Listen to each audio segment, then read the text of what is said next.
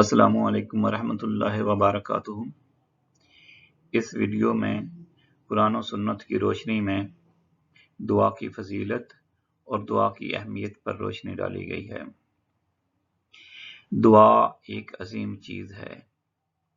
دعا مومن کا ہتھیار ہے۔ دعا مومن کا حصار ہے۔ دعا مومن کی پناہ گاہ ہے۔ دعا مومن کی امید ہے۔ دعا مومن کا خزانہ ہے۔ دعا وہ چیز ہے کہ جس سے ہم جو چاہیں اللہ تبارک و تعالیٰ کی ذات سے پا سکتے ہیں۔ اللہ تبارک و تعالیٰ نے ہماری مرادوں کی برآری کے لیے، ہماری حاجات کی برآری کے لیے، ہمارے مرادوں کے بر آنے کے لیے اپنے اور انسان کے درمیان دعا کا رابطہ رکھا ہے۔ دعا وہ دروازہ ہے کہ جس سے ہماری درخواستیں اللہ تبارک و تعالیٰ کی پاک درگاہ میں جاتی ہیں اور وہاں سے قبولیت کے ساتھ ہماری امیدیں، ہماری مرادیں لے کر ہم تک آتی ہیں۔ اگر ہم قرآن و سنت کا مطالعہ کریں تو ہم دیکھیں گے کہ اس دعا کے اثرات نے دنیا میں بڑے بڑے کام سر انجام دیے ہیں۔ جب موسیٰ علیہ السلام اپنی قوم کے ساتھ مصریوں اور فرعونیوں سے بھاگ کر جا رہے تھے تو سامنے دریا تھا اور پیچھے سے فرعون کا لشکر تھا۔ اس وقت حضرت موسیٰ علیہ السلام نے اللہ سے دعا فرمائی اور اللہ تبارک و تعالیٰ نے سمندر میں سے، اس دریا میں سے ان کے لیے راستے پیدا فرما دی۔ اسی طرح موسیٰ علیہ السلام کی قوم کو جب پانی کی ضرورت پیش آئی اور کہیں پانی نہ تھا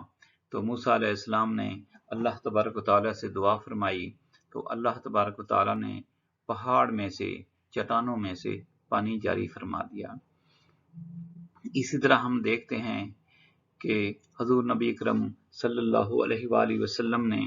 کتنی دعائیں فرمائیں اور آپ کی دعائیں قبول ہوئیں اور آپ کی دعاؤں سے بہت بڑے بڑے امور سر انجام پائے۔ اس لیے ہمیں بھی دعائیں مانگتے رہنا چاہیے۔ فرمایا گیا ہے کہ جس کے لیے دعا کا دروازہ کھلا ہے اس کے لیے قبولیت کا دروازہ کھلا ہے، اس کے لیے رحمت کا دروازہ کھلا ہے۔ اللہ تبارک و تعالیٰ نے سورۃ بقرہ آیت نمبر 186 میں فرمایا وَإِذَا سَأَلَكَ عِبَادِي أَنِّي فَإِنِّي قَرِيبٌ أُجِيبُ دَعْوَةَ الدَّاعِ إِذَا دَعَانِ فَلْيَسْتَجِیبُوا لِی وَلْیُؤْمِنُوا بِی لَعَلَّهُمْ یرشدون۔ اے محبوب، ان کو بتا دیجئے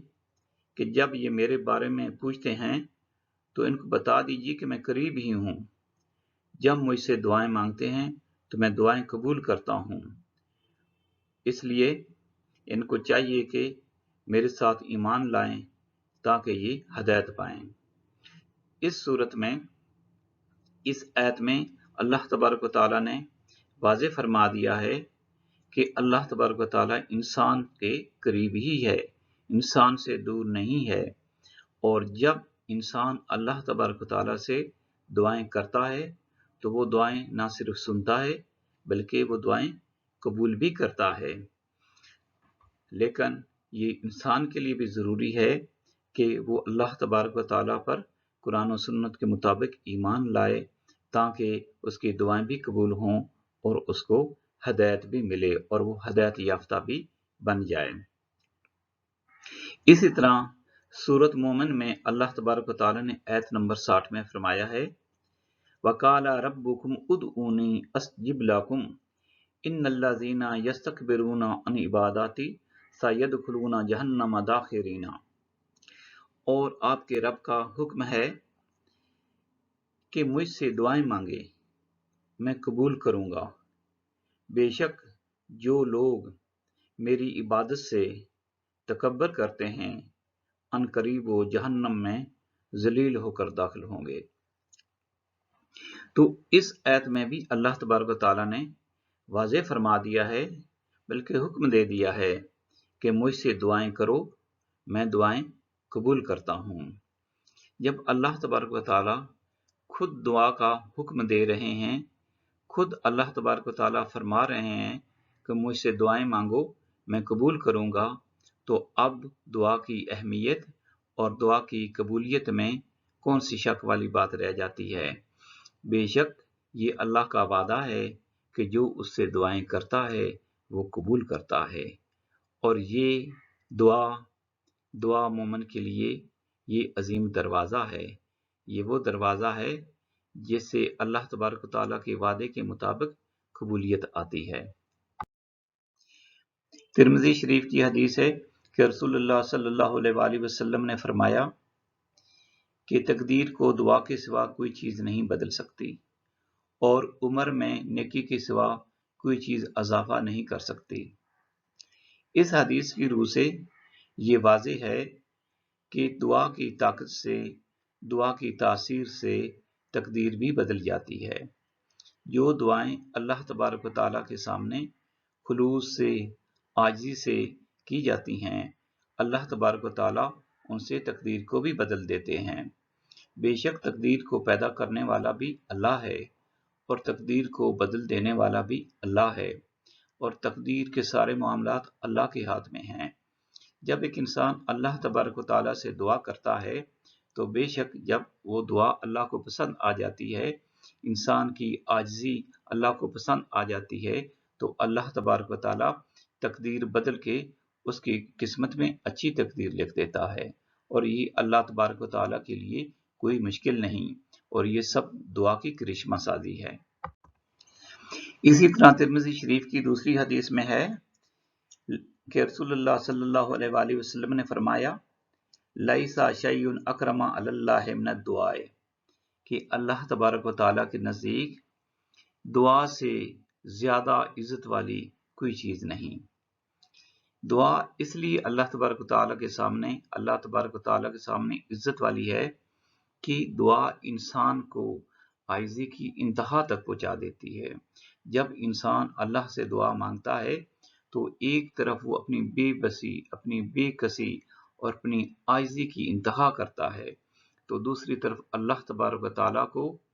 उसकी इज्जत, उसकी अजमत और उसकी तकदीर के ऐन आला मकाम पर समझता है, और इस तरह वो अल्लाह तबारक व तआला से अपनी हाजात तलब करता है। इसलिए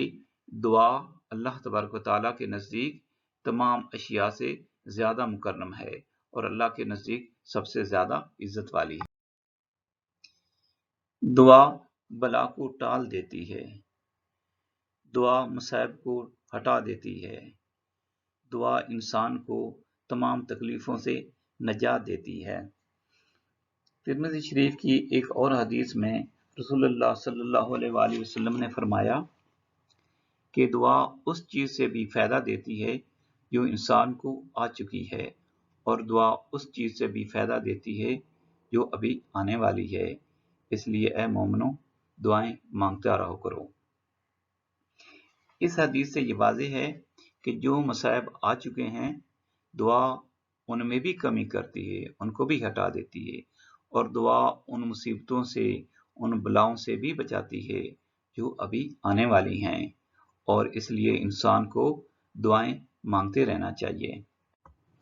तिरमिज़ी शरीफ की एक और हदीस में रसूलुल्लाह सल्लल्लाहु अलैहि वसल्लम ने फरमाया,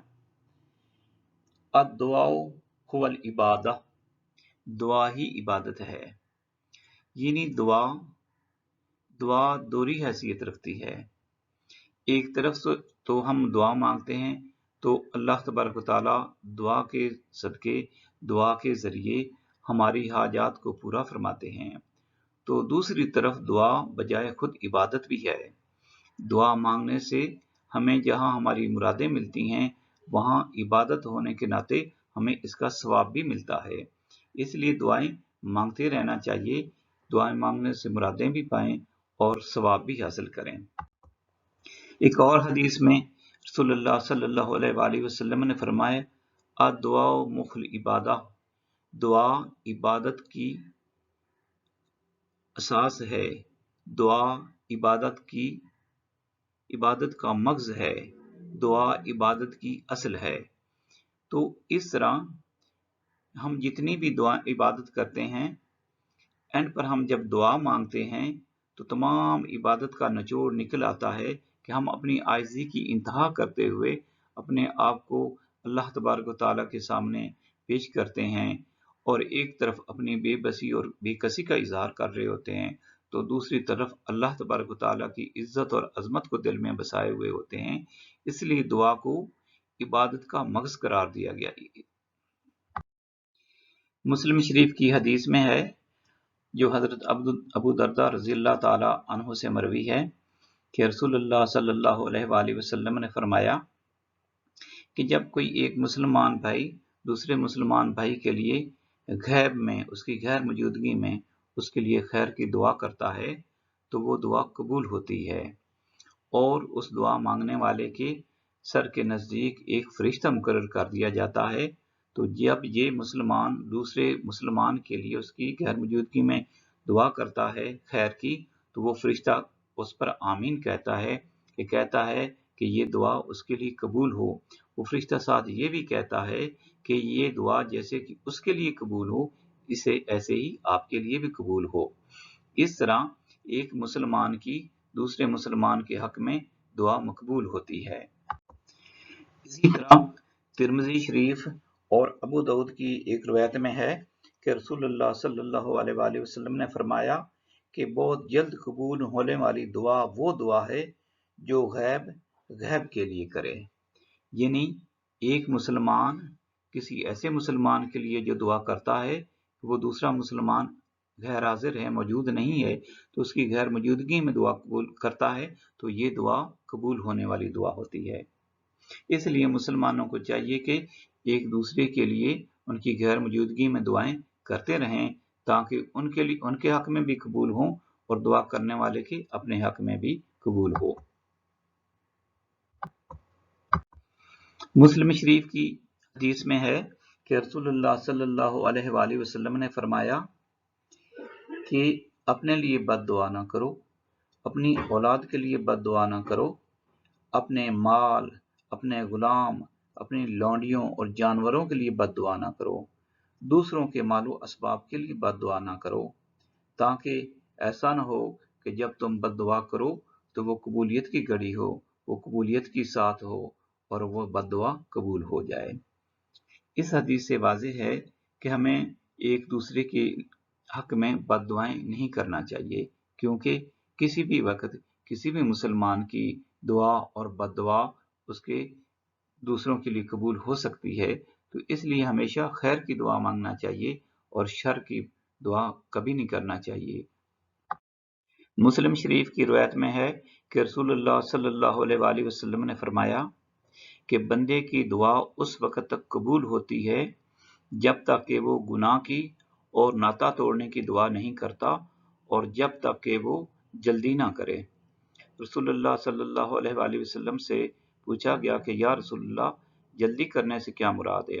तो आप सल्लल्लाहु अलैहि वसल्लम ने फरमाया कि बंदा ये कहने लगे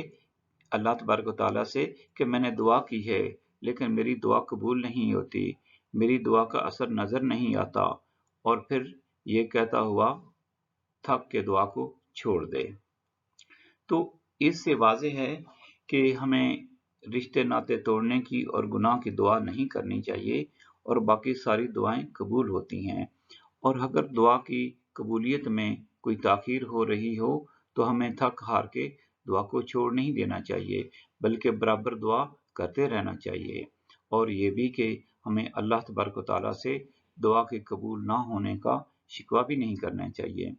क्योंकि ये भी हो सकता है कि जो दुआ हम मांग रहे हैं, हमारे उस दुआ के वसीले से, उस दुआ के ज़रिए से अल्लाह तबारक व तआला हमें और बेहतरीन नेमतें अता कर रहा हो। हो सकता है कि उस दुआ की वजह से हमारी कोई और मुश्किलात दूर फरमा रहा हो, और ये भी हो सकता है कि जो हम अल्लाह तबारक व तआला से मांग रहे हैं वो हमारे लिए नुकसानदेह हो, तो अल्लाह तबारक व तआला हमें उस नुकसान से बचाना चाहता हो। तो इसलिए हमें दुआएं मांगते रहना चाहिए और दुआएं छोड़ना नहीं।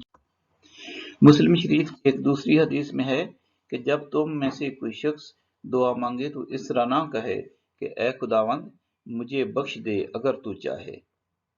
بلکہ بلا شک و شبہ عزم کے ساتھ اور یقین کے ساتھ پوری رغبت کے ساتھ دعا مانگے، اس لیے کہ اللہ تبارک و تعالی جو چیز عطا کرتا ہے وہ اس کے لیے مشکل نہیں ہوتی۔ اس حدیث میں دعا کا ادب بتایا گیا ہے۔ انسان یہ نہ کہے کہ اے اللہ اگر تو چاہے تو مجھے یہ دے دے، اے اللہ اگر تو چاہے تو مجھے اس مصیبت سے بچا لے، بلکہ ایسا نہیں، یہ تو بے ادبی میں آتا ہے۔ بلکہ انسان کو عاجزی کے ساتھ مانگنا چاہیے کہ یا خداوند عالی، یہ حاجت میری پوری فرما، یہ خیر مجھے عطا فرما، لازمی عطا فرما، اور یا خداوند عالی مجھے اس شر سے محفوظ فرما، کیونکہ ہم تو محتاج ہیں، ہم تو عاجز ہیں۔ اور پھر یہ بھی ہے کہ اللہ تبارک و تعالیٰ سب کچھ کرنے کی طاقت رکھتا ہے، اس لیے یقین کے ساتھ، عزم کے ساتھ دعا مانگنی چاہیے، اور دعا قطعیت کے ساتھ مانگنی چاہیے کہ یا خداوند عالی یہ چیز مجھے ہر صورت میں عطا فرما، کیونکہ تیری ذات یہ کر سکتی ہے اور میں تیرا عاجز بندہ ہوں، میں اس کا طلبگار ہوں، لہذا یہ مجھے عطا فرما۔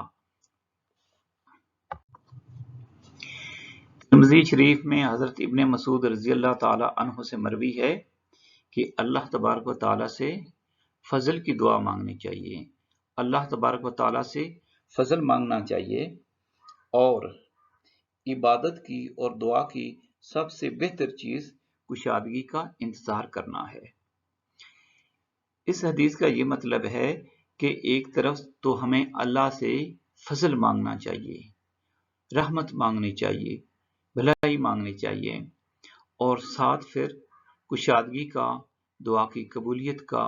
اور خیر و برکات کے نزول کا انتظار بھی کرنا چاہیے، اور بے صبری نہیں کرنی چاہیے۔ ترمذی شریف کے روایت میں ہے کہ رسول کریم صلی اللہ علیہ وآلہ وسلم نے فرمایا کہ جو شخص اللہ سے نہیں مانگتا اللہ اس سے ناراض ہوتا ہے، یعنی اللہ تبارک و تعالیٰ چاہتے ہیں کہ اس سے دعائیں مانگی جائیں، جو دعا اللہ سے نہیں کرتا تو اللہ اس سے ناراض ہوتے ہیں۔ اب انسان ترک دعا دو وجوہ سے کرتا ہے، ایک وجہ تو یہ ہو سکتی ہے کہ انسان تکبر کرتا ہے اور وہ یہ سمجھتا ہے کہ اس کو اللہ سے مانگنے کی ضرورت ہی نہیں ہے، اور دوسری یہ وجہ بھی ہو سکتی ہے کہ انسان مایوس ہو جائے، انسان یہ سمجھے کہ دعا قبول ہوتی ہی نہیں، تو یہ دونوں صورتیں گناہ ہے۔ اللہ تبارک و تعالیٰ دعائیں قبول فرماتے ہیں اور ہمیں یقین کے ساتھ دعائیں مانگنی چاہیے۔ دوسرا یہ کہ ہر انسان کا اس کے پاس جتنی بھی نعمتیں ہوں وہ اللہ تبارک و تعالیٰ سے بے نیاز نہیں ہو سکتا۔ ہر انسان کو کوئی نہ کوئی مشکل، مصیبت، دکھ، درد، رنج و غم ایسا پہنچ ہی جاتا ہے جس کی وجہ سے اس کو دعائیں مانگنی پڑتی ہے، اور جو دعائیں بالکل بھی نہیں مانگتا تو اللہ تبارک و تعالیٰ اس سے ناراض ہوتے ہیں۔ ترمذی شریف کی روایت میں ہے کہ رسول اللہ صلی اللہ علیہ وآلہ وسلم نے فرمایا کہ جس کے لیے دعا کا دروازہ کھولا گیا اس کے لیے رحمت کا دروازہ کھولا گیا، اور اللہ تبارک و تعالیٰ سے جو دعائیں کی جاتی ہیں ان میں سے بہترین چیز عافیت ہے، یعنی اللہ تبارک و تعالیٰ سے ہم جو چیزیں مانگتے ہیں ان میں سے جو بہتر سوال کیا جاتا ہے وہ عافیت کا ہے، وہ خیر کا سوال ہے کہ اللہ تبارک و تعالیٰ ہمیں عافیت عطا فرمائیں، اللہ تبارک و تعالیٰ ہمیں شر سے محفوظ فرمائیں، اور عافیت سب سے پسندیدہ۔ ترمذی شریف کی ایک دوسری حدیث میں ہے کہ رسول کریم صلی اللہ علیہ وآلہ وسلم نے فرمایا جس شخص کے لیے یہ بات پسندیدگی اور خوشی کا باعث ہو کہ تنگی اور سختی کے وقت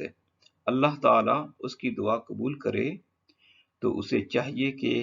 وہ وسعت اور فراخی کے زمانے میں بہت دعائیں کرتا رہے۔ اس سے یہ واضح ہوتا ہے کہ اگر کسی انسان کو اللہ تبارک و تعالیٰ نے تمام نعمتیں عنایت فرما رکھی ہیں اور اس کے بظاہر کوئی حاجت نہیں ہے تو پھر بھی اس کو دعائیں کرتے رہنا چاہیے، کیونکہ اگر وہ دعائیں کرتا رہے گا تو جب مصیبت آئے گی تو پھر یہ دعائیں جمع شدہ بھی اس کے کام آئیں گی اور پھر اس کی مصیبت میں نئی مانگی جانے والی دعائیں بھی قبول ہوں گی۔ لیکن اگر خوشی کے، فراخی کے اور نعمتوں کے زمانے میں وہ اللہ تبارک و تعالیٰ کو فراموش کر دیتا ہے اور دعائیں نہیں مانگتا، تو پھر جب کل مصیبت میں پڑے گا تو پھر اس وقت بھی اللہ تبارک و تعالیٰ اس کو نظر انداز کر دیں تو کر سکتے ہیں، کیونکہ اس نے خوشی کے زمانے میں، فراخی کے زمانے میں اس کو یاد نہیں کیا ہے۔ اسی طرح ایک اور روایت میں آتا ہے کہ جو بندہ خوشی کے اور فراخی کے زمانے میں، خوشحالی کے زمانے میں اللہ تبارک و تعالیٰ سے دعائیں کرتا رہتا ہے، تو جب وہ مشکل میں پڑتا ہے تو مشکل کے وقت وہ اللہ تبارک و تعالیٰ کو پکارتا ہے، تو فرشتے بھی، آسمان کے فرشتے بھی کہتے ہیں کہ یہ مانوس دعا ہے، یہ مانوس سی آواز ہے، یہ فلاں بندے کی آواز ہے جو بھلائی کے وقت دعائیں مانگتا ہے۔ تو آج یہ مصیبت میں ہیں تو اللہ تبارک و تعالیٰ سے وہ اس دعا کرتے ہیں کہ یا خداوند علی، یہ بندہ بھلائی کے زمانے میں بھی تجھے یاد فرماتا ہے، آج مشکل میں ہے تو اس کی مشکل آسان فرما اور اس کی دعا قبول فرما۔ اور اس طرح جو خوشحالی کے زمانے میں دعائیں مانگتے ہیں تو مشکل کے زمانے کے لیے فرشتگان بھی ان کے سفارشی بن جاتے ہیں، اور پھر خوشحالی کے زمانے میں مانگی ہوئی دعائیں مشکلات کے زمانے کے لیے بھی ان کے لیے ذخیرہ ہوتی ہیں۔ حضرت ابو ہریرہ رضی اللہ تعالیٰ عنہ سے ترمذی شریف میں روایت ہے کہ رسول کریم صلی اللہ علیہ وآلہ وسلم نے فرمایا کہ قبولیت دعا کا یقین رکھتے ہوئے اللہ تعالیٰ سے دعا مانگو۔ یاد رکھو، اللہ تعالیٰ غافل اور کھیلنے والے دل کی دعا قبول نہیں کرتا۔ یعنی جس شخص کا دل غافل ہوتا ہے اللہ تعالیٰ اس کی دعا قبول نہیں کرتا۔ اللہ تبارک و تعالیٰ سے جب بھی دعا مانگے تو دل حاضر کریں، دل کو اللہ کی طرف لگائیں اور پوری توجہ کے ساتھ، پوری عاجزی کے ساتھ اللہ تبارک و تعالیٰ سے دل کی گہرائیوں سے دعا مانگے تو وہ دعا یقیناً قبول ہوتی ہے۔ دوسری روایت میں ہے کہ رسول اللہ صلی اللہ علیہ وآلہ وسلم نے فرمایا، تمہارا پروردگار بہت حیا والا ہے، یعنی وہ حاجت مندوں کا معاملہ کرتا ہے تو بغیر مانگے دینے والا ہے، اور وہ اپنے بندے سے حیا کرتا ہے کہ اسے خالی ہاتھ واپس کرے، جبکہ اس کا بندہ اس کی طرف دعا کے لیے اپنے دونوں ہاتھ اٹھاتا ہے۔ یعنی اللہ تبارک و تعالیٰ اس قدر کریم اور حیا والا ہے کہ جب بندہ اس سے دعائیں مانگتا ہے تو اس کو خالی ہاتھ لٹاتے ہوئے بھی وہ شرماتا ہے۔ اس لیے اس سے واضح ہے کہ دعائیں ضرور قبول ہوتی ہیں، اور اس عظیم ذات کے سامنے ہمیں آجزی سے دعائیں مانگتے ہی رہنا چاہیے۔ ترمذی شریف کی ایک اور حدیث میں ہے کہ رسول کریم صلی اللہ علیہ وآلہ وسلم جب دعا مانگتے تو اپنے دونوں ہاتھ اپنے منہ پر پھیر لیتے تھے۔ اس طرح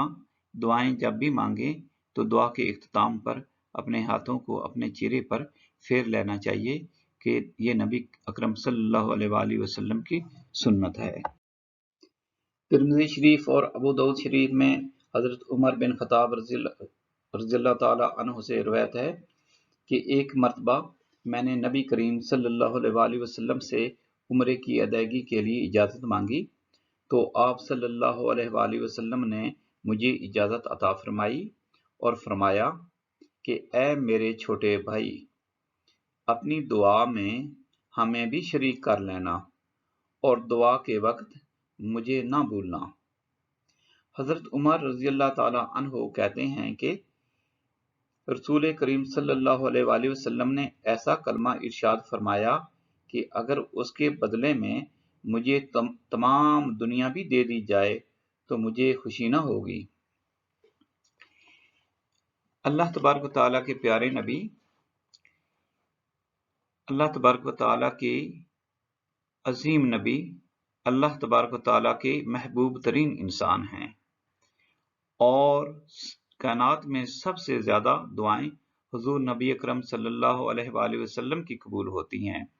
लेकिन इसके बावजूद आप सल्लल्लाहु अलैहि वसल्लम हजरत उमर रजी अल्लाह ताला अन्हु से फरमा रहे हैं कि हमारे लिए दुआएं करना और हमें दुआओं में याद रखना। ये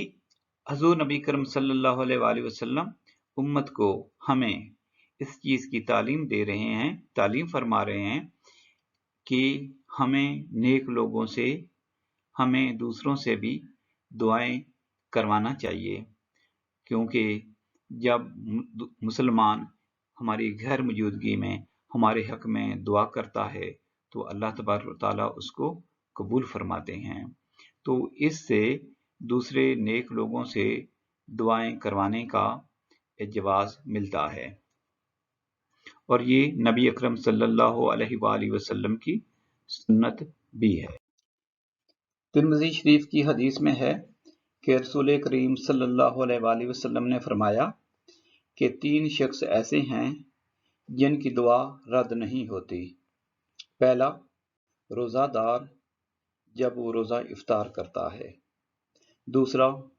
लोगों का हाकिम जो अदल करता है। और तीसरा, मजलूम जब दुआ करता है तो उसकी दुआ को बादलों के ऊपर उठा लिया जाता है और उसकी दुआ के लिए आसमान के दरवाजे खोल दिए जाते हैं, और परवरदिगार फरमाते हैं कि कसम है मुझे अपनी इज्जत की, मैं तेरी मदद जरूर करूंगा अगरचे वो कुछ मुद्दत बाद ही हो। तो इस हदीस में 3 अशखास का जिक्र किया गया है कि अल्लाह तबारक व तआला उनकी दुआएं कबूल फरमाते हैं। पहला शख्स रोज़ादार है, जबकि रोज़ा इफ्तार करता है तो उसकी दुआ कबूल होती है। दूसरा, हाकिम आदिल है, ऐसा हाकिम जो इंसाफ करता है, अदल कायम करता है, उसकी दुआएं कबूल होती हैं। और तीसरा, मजलूम है, मजलूम की दुआएं जरूर कबूल होती हैं अगरचे उनमें कुछ ताखीर हो जाए। इसीलिए फरमाया गया है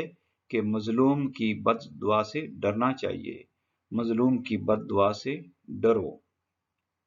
और ये भी रवायात में आता है, बुजुर्गान दीन ये भी फरमाते हैं कि मजलूम की दुआ बद्दुआ कबूल होती है, मजलूम की दुआ बद्दुआ कबूल होती है अगरचे वो काफिर ही क्यों ना हो। तो इसलिए जुल्म नहीं करना चाहिए और मजलूम की बद्दुआ से डरते रहना चाहिए। तिर्मिज़ी शरीफ, अबू दाऊद शरीफ और इब्ने माजा की एक और हदीस में है कि रसूल अकरम सल्लल्लाहु अलैहि वसल्लम ने फरमाया कि 3 दुआएं कबूल की जाती हैं, उनकी कबूलियत में कोई शक नहीं। एक तो बाप की दुआ, दूसरी मुसाफिर की दुआ और तीसरी मजलूम की दुआ। तो इस हदीस से बाप की दुआ को भी मकबूल फरमाया गया है। तो इसलिए जब बाप की दुआ मकबूल है तो हमें चाहिए कि अपने वालिदैन का इज्जत व एहतराम करना चाहिए और हमें अपने वालिदैन के साथ उसने सलूक करना चाहिए। इंसान अपनी हाजतों की बरारी के लिए और दुआओं की कबूलियत के लिए दूर दराज के सफर करके नेक लोग तलाश करता है, जबकि इस हदीस की रूह से दुआएं कबूल कराने वाला और वो जिसकी औलाद के हक में दुआएं कबूल होती हैं वो तो अपने ही घर में बैठा है, वो बाप है। इसलिए हमें अपने वालिदैन की खिदमत करना चाहिए, अपने वालिदैन की इज्जत व एहतराम करना चाहिए और उनको खुश करना चाहिए और उनसे दुआएं लेनी चाहिए, और साथ मजलूम की बद्दुआ से भी डरना चाहिए। तिर्मिज़ी शरीफ की एक और हदीस है कि रसूल अकरम सल्लल्लाहु अलैहि वसल्लम ने फरमाया, तुम में से हर शख्स को चाहिए कि वो अपनी तमाम हाजतें अपने परवरदिगार से मांगे, यहाँ तक कि अगर उसके जूते का तस्मा टूट जाए तो उसे वो भी खुदा से मांगना चाहिए। हत्ता कि फरमाया गया कि यहाँ तक कि निमक भी उससे मांगे और जूते का तस्मा टूट जाए तो वो भी खुदा से मांगे। मुस्लिम व बुखारी शरीफ की एक हदीस में है कि रसूल करीम सल्लल्लाहु अलैहि वसल्लम ने फरमाया, हर एक नबी के लिए एक दुआ है जो कबूल की जाती है, चुनाचे हर नबी ने अपनी दुआ के बारे में जल्दी की, लेकिन मैंने अपनी दुआ अपनी उम्मत की शिफाअत की खातिर क़यामत के दिन के लिए महफूज रखी है। बस मेरी ये दुआ अगर खुदा ने चाहा तो मेरी उम्मत की हर उस शख्स को फ़ायदा पहुंचाएगी जो इस हाल में मरा हो कि उसने खुदा के साथ किसी को शरीक ना किया हो।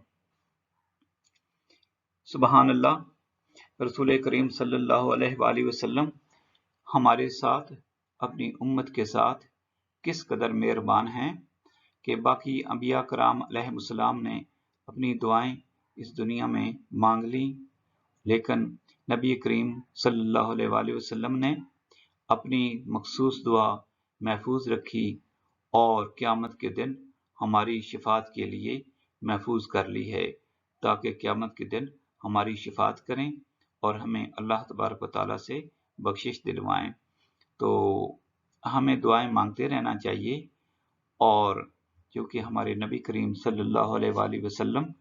हमारे साथ रहीम हैं, करीम हैं और शफीक हैं, तो हमें आप सल्लल्लाहु अलैहि वसल्लम पर दुरूद व सलाम भी भेजते रहना चाहिए। और वैसे भी आया है कि दुआ के अव्वल और आखिर में दुरूद पढ़ना चाहिए, क्योंकि उससे दुआ कबूल होती है। अस्सलामु अलैकुम।